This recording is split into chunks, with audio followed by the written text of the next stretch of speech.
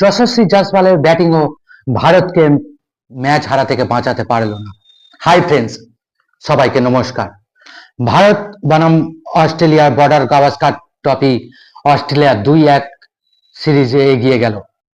Bharat first match জিতেছিল, তারপর Australia second match জিতেছিল, তারপর থার্ড টেস্ট ম্যাচটা ড্র হয় এবং মেলবোর্ন টেস্টটা অস্ট্রেলিয়া জিতে নেয়। ভারতের টার্গেট ছিল লাস্ট দিনে, শেষ দিনে, পঞ্চম দিনে 340 রানে। ভারত ব্যাটিং শুরু করে এবং আবার ব্যর্থতা। ক্যাপ্টেন রোহিত শর্মা 9 রান করে আউট হয়ে যায়।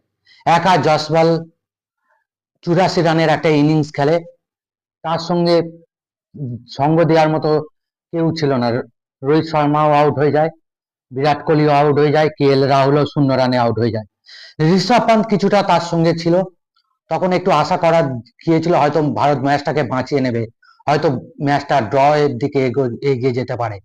কিন্তু ঋষভ পান্ত যখন আউট হয়ে যায় 30 রানে 104 বল করে খেলে, 4 বল খেলে, তারপর থেকে আর কেউ সেইভাবে দাঁড়াতে পারেনি।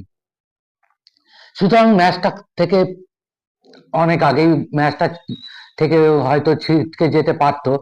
ফার্স্ট ইনিংসেই অনবদ্য একটা নীতিশ কুমার রেড্ডির সেঞ্চুরিতে ভারত ফলোঅন থেকে বাঁচে এবং ফার্স্ট ইনিংসেই যেখানে ভারত হারের কাছাকাছি পৌঁছে যেত, সেখানে কিছুটা হলেও অন্তত লড়াইয়ে রেখেছিল ভারতকে।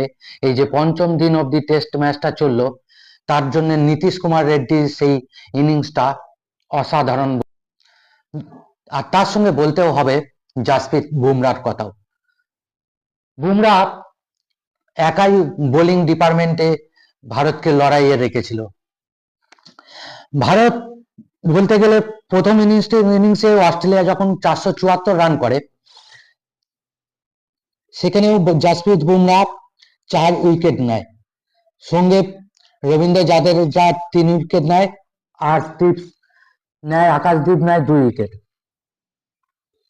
সে ফার্স্ট ইনিংসে ভারত 369 রান করে, যেখানে একটা সময় ভারত নিশ্চিত ফলোঅনের দিকে এগিয়ে যাচ্ছিল, কিন্তু নীতিশ কুমার রেড্ডি এবং তার সঙ্গে ওয়াশিংটন সুন্দর একটা হাফ সেঞ্চুরিতে ভারতকে ফলোঅন থেকে বাঁচায় এবং ভারত 369 রান করে। তারপর অস্ট্রেলিয়া সেকেন্ড ইনিংস ব্যাট করতে নামে, 234 রান করে। সেখানে অস্ট্রেলিয়ার একটা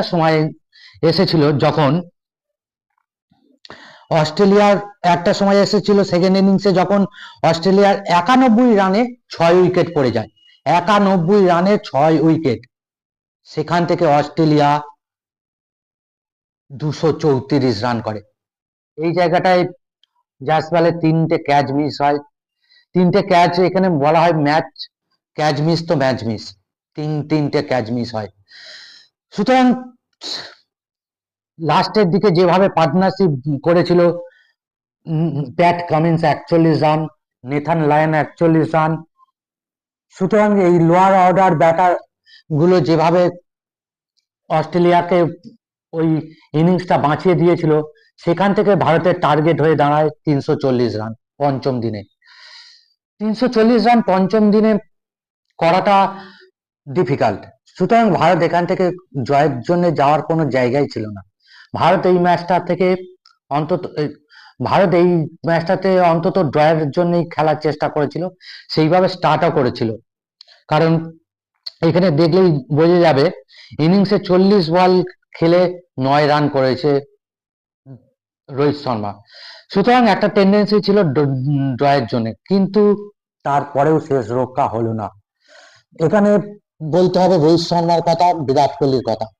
কারণ এখানে সিনিয়র, এই ম্যাচ সিরিজে সিনিয়র বলতে রোহিত শর্মা, বিরাট কোহলি, জাসপ্রীত বুমরা এবং রবীন্দ্র জাদেজা, আর সিং তো অবসর নিয়েছে।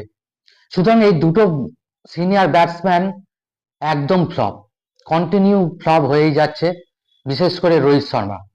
সুতরাং রোহিত শর্মাকে নিয়ে একটা ভাবার ব্যাপার চলে আসছে। তার নিজেকেও ভাবতে হবে নিজের প্রতি, যে কিভাবে তাকে ফের আবার সেই জায়গায় নিয়ে যাওয়া যায়। বিরাট কোহলিও একই পরিস্থিতিতে আছে। একটা ইনিংস 100 রানের ইনিংস খেলেছে এই সিরিজে, 4টে টেস্ট ম্যাচ হয়ে গেল, তারপরে কোনো রান নেই। সুতরাং এই দুটো সিনিয়র ব্যাটারকে নিশ্চয়ই আরো ভাবতে হবে, কারণ ভারত নিউজিল্যান্ডের সঙ্গে হোম সিরিজ হারার পর থেকেই টেস্ট টিমটার প্রতি অনেক প্রশ্ন চিহ্ন তৈরি হয়েছে।